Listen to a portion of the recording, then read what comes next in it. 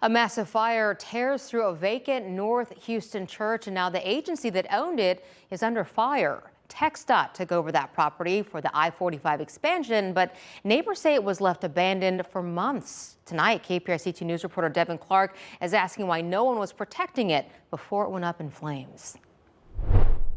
This charred church is empty now, but for months, neighbors say it was anything but. And tonight, the focus is on how it was protected and what more could have been done to keep people out.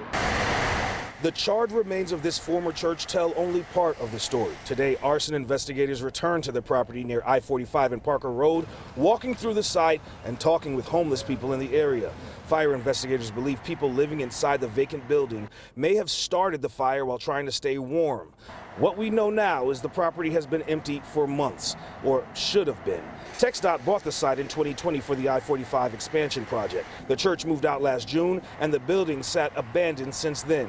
TxDOT says it put up fencing around the property, but did not have security on site, even though it does provide security at other properties acquired for the project. Mayor John Whitmire called that into question during a press conference yesterday. As they condemn the properties for the widening of our freeway, they got to be responsible for their properties. They got to secure them, keep elements away. For people who live nearby, the fire was not a surprise. Es como zombies. Todo el día caminan como que no tienen vida.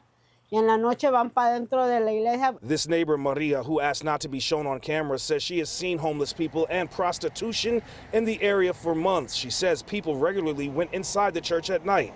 TxDOT says it never received reports of trespassing or other incidents at this location before the fire, and says safety is always a top priority. We are now seeing robocams that have been put up to keep eyes on this property. TxDOT says it purchased 200 properties throughout the city as part of that expansion project, including others in this area. I filed an open records request to get the addresses to those properties, and we know that TxDOT has 10 days to respond. As far as this church is concerned, we understand that it has been cleared for demolition, and that work is expected to start sometime this week. Reporting on the north side, Devin Clark, KPRC 2 News.